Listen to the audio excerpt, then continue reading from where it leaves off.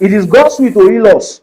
But in situation where we are yet to see it supernaturally, taking medication is not out of faith. It is God's will to heal us. But in a situation where we are yet to see it supernaturally, it is not out of faith to take medication.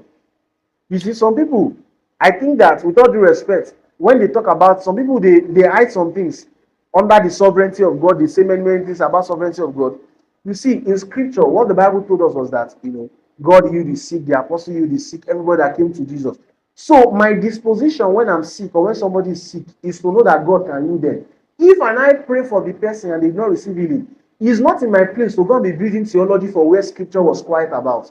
My own is to keep quiet as scripture kept quiet. I will not be saying it's the sovereignty of God that I should not receive your healing.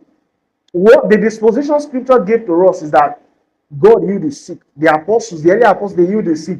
In a situation where the person is sick, I can't tie it up and say it's sovereignty of God for some people not to be healed, for some people to be healed. My own is to keep quiet where scripture is quiet. So it is dangerous to begin to make another theology for scripture where scripture is quiet. There is no way where the Bible says it's the sovereignty of God for some people when Jesus was here, for some people to be healed and some people not to be healed. If I pray for people and they did not receive their healing, mine is to do what? Is to keep quiet and trust God, either by medication or keep on praying for them. Not to now say, I'll also make it look like, sometimes the reason why all this kind of thing comes out is that some people actually have faith. Some people say, you don't have faith, that's why you're not receiving your healing. There are things we don't have answers to.